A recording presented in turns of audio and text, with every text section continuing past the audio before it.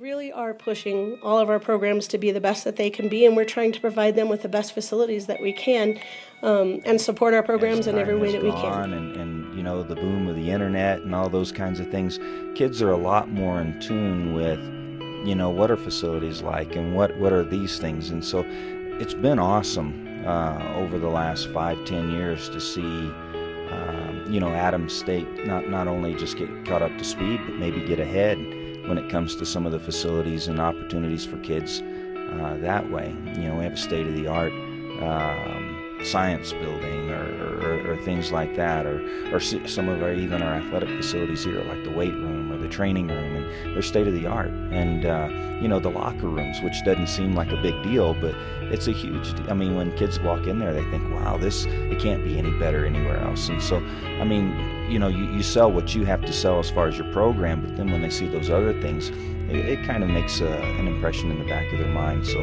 I've been really happy about you know, the school and its advancements that way.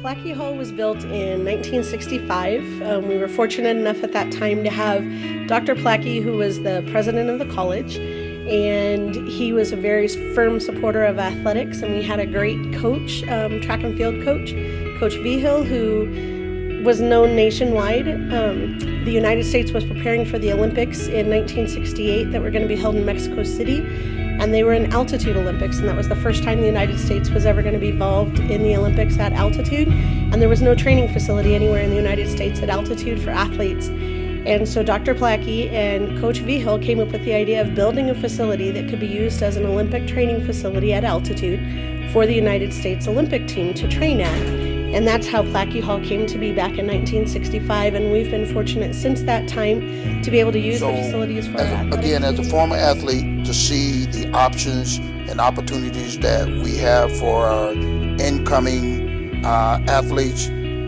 we're second to none. Each program now has their own locker rooms, and it sounds like a little thing, but to be able to call that space your space is pretty important to athletes, not only back then, but today.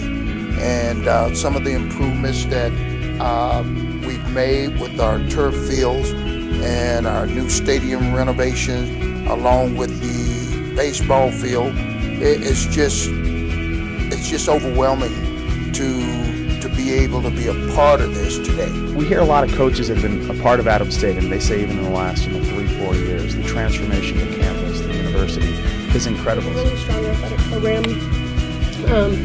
And our athletic department is very balanced.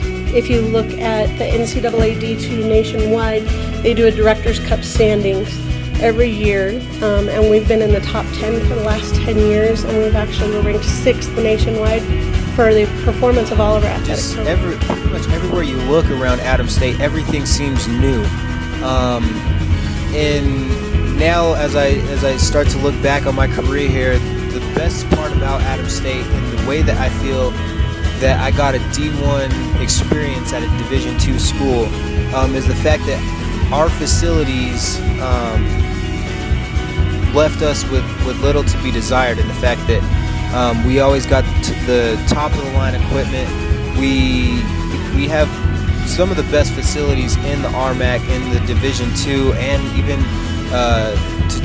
we even rival some of the Division I schools. So to be a part of that in such a small community, and from being here, I consider myself blessed. And I mean, I couldn't ask for more as a student and an athlete at Adams State.